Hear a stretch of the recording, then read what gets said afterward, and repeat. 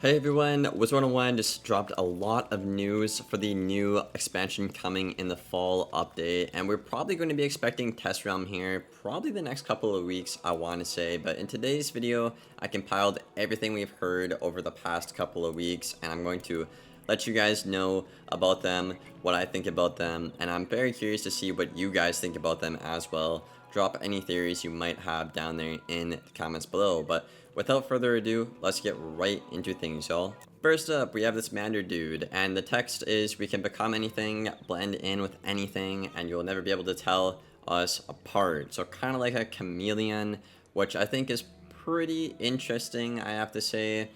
We can see some pretty funky like shifts in the story and betrayals maybe with this, so I'm kind of looking forward to see what they do with that. Next up, we have a screenshot from Audit, who is essentially the top game designer at KingsIsle, the company that runs Wizard101, and he's basically saying there's going to be a little more than 100 spells within this update. Now, it's very important to identify what a spell is, guys. It's not just like a brand new cinematic, brand new function. He's talking about spells as in stuff like Path A, Path B. So for example here, if I'm going to look at my, let's take Berry Surprise, both of these technically would be 2 new spells. As a player, you might just look at this as 1 spell, but as designers and how they balance the game, this would be technically 2.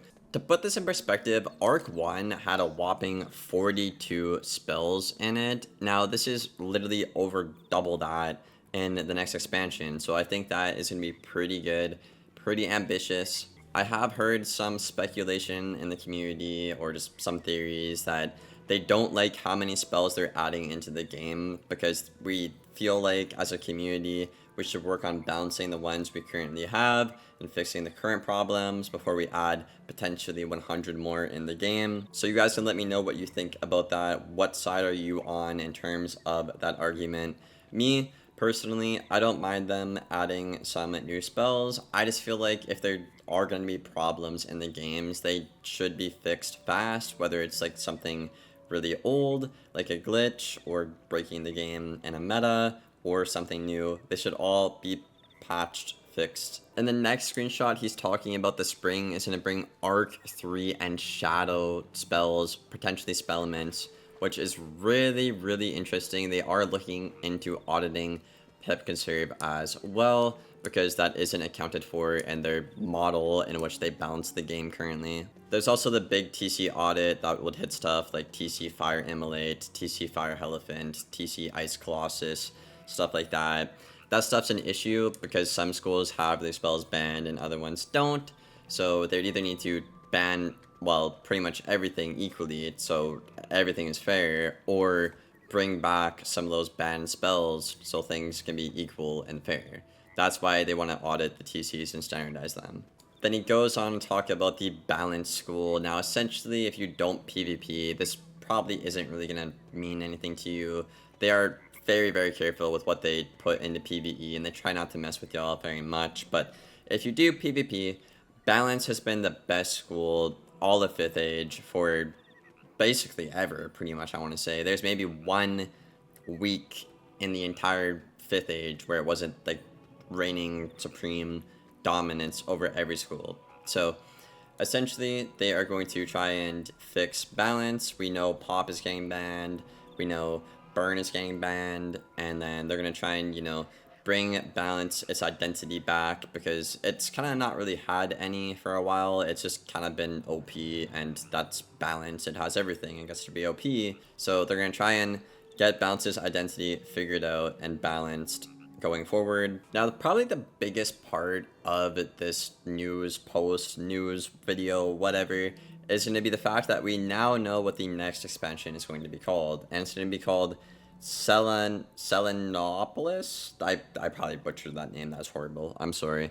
But basically, it is going to be an expansion to Crokotopia. Now, I've wanted an expansion to Crokotopia forever. Even as a kid, I speculated, like, wow, there's so much stuff in Crokotopia. There's so much, like, unexplored territory in Crokotopia. And I'm just going to get to see that now as an adult, which I think is really, really cool.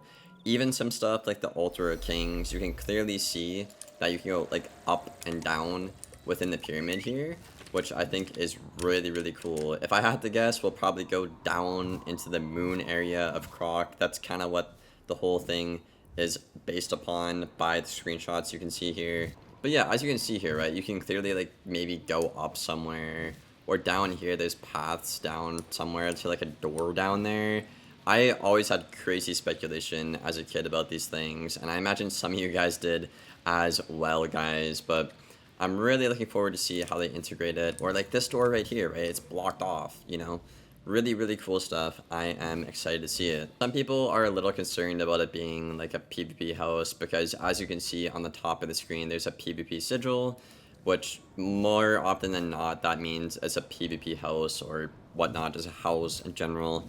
But actually, if you guys travel over to Avalon in the outer yard, there's actually one spot in the entire game that's PvE that also has a PvP sigil in it.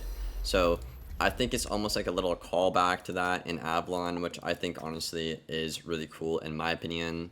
Also, if you look at the bundle for the actual update of Selenopolis or whatever, I cannot pronounce that, I'm sorry. The new update, the new house, it's already out there. You can explore it itself, right? So unless we're getting 2 houses for one update, which I doubt we are, I think this is just going to be a PvE area. Also, one more thing I forgot to mention in the video is we'll be getting some new auras as well for the first time ever since like what, level 110, where we got Epic and Frenzy, stuff like that. So they're basically looking to develop the moon, sun, and star libraries in the game to the best of their ability, which I think is really cool, you know? So I think we'll see some really good new damage auras for PvE and PvP alike. Personally, I would like to see some school-specific auras, maybe some like dual school functioned auras, you know, like damage to fire and life or something. That'd be pretty cool. So there's a lot of cool stuff they could do, and hopefully they hit the mark with those new auras. Personally, that is one of the things I am most excited for in this upcoming update, guys. Yeah, that's pretty much it for news, y'all, in terms of stuff in the game. There are a lot more things out there talking about Ravenwood Academy. It's still in very early development and stuff like that, and they talked about console crossplay, why they're not going to be able to do it. Basically, it's just very expensive. They don't have like the resources and the funding to keep up with it, like other studios like Fortnite and whatnot. So that's why console isn't going to be crossplay and like cross progression. So very unfortunate for a lot of players who were hoping that it would at least be cross progression. I know I was one of those people personally. But yeah, that's everything I got for the video, guys. I hope you enjoyed it. Let me know your thoughts and feedback down there in the comments below. And I look forward to seeing you on the next one. If I had to guess, Test Realm will be here probably within the next few weeks or so. I'm feeling it, you know? So yeah, I'll see you later. Thanks for watching. Take care.